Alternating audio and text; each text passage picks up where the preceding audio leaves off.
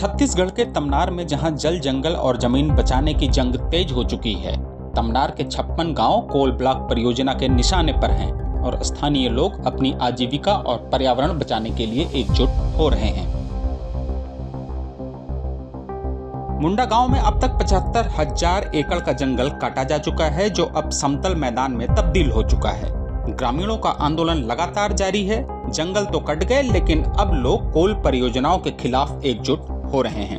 Tamnar block के 83 गांव coal block की जद में आए हैं, जिसमें से कई पहले ही खदानों में बदल चुके हैं।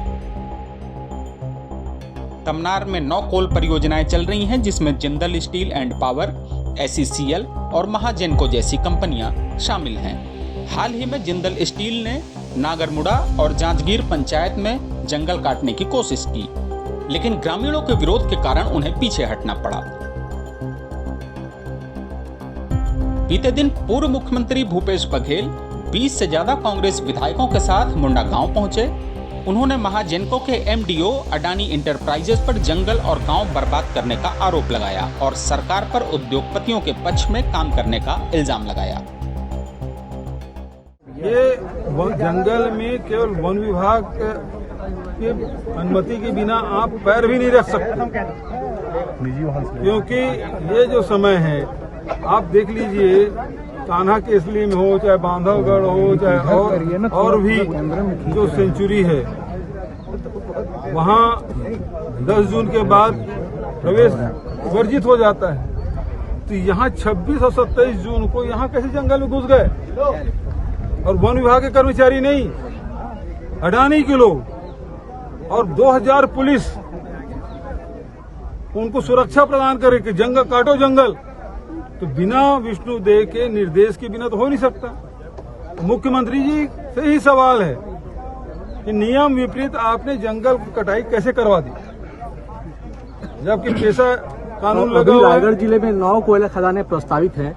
एक ही मामला है जिसमें 100 एकड़ से अधिक जंगल काटे जा रहे हैं और 9 खदानों में लगभग धर्मजयगढ़ और रायगढ़ जिले के 2 वनमंडल पूरी तरह नष्ट होने वाले हैं। देखिए, अभी जो इनके पास जो प्रपोजल है, अभी तक कोयला उत्पादन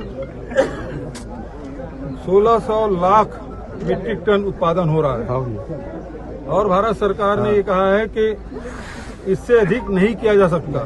लेकिन जो प्रस्तावित है वो 2000 लाख मीट्रिक टन का है, मतलब 400 लाख मीट्रिक टन और उत्खनन होगा।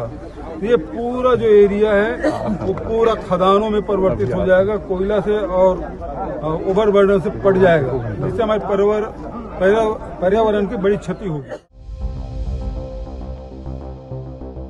तमनार के कोल ब्लॉक में इन परियोजनाओं से 6,318 हेक्टेयर से ज्यादा और 56 से अधिक गांव प्रभावित हो रहे हैं।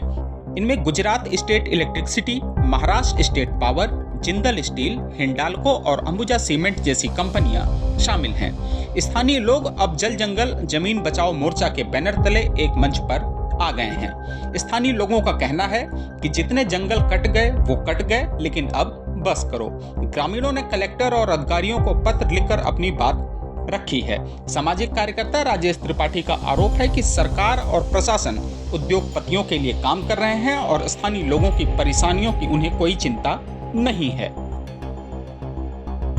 पेशा एक्ट के तहत ग्राम सभाओं की अनुमति के बिना खदान शुरू करना गैर कानूनी है। सामाजिक कार्यकर्ताओं का दावा है कि महाजेनको ने फर्जी NOC के आधार पर काम शुरू किया है, जबकि कई ग्राम पंचायतों ने RTI के जवाब में बताया कि बताई गई तारीखों में कोई ग्राम सभा हुई ही नहीं।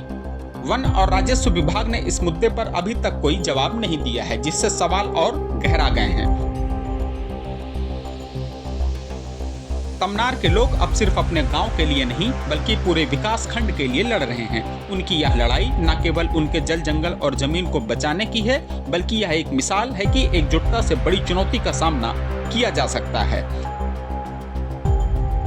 द लेंस के लिए तमनार से अंक पांडे की रिपोर्ट।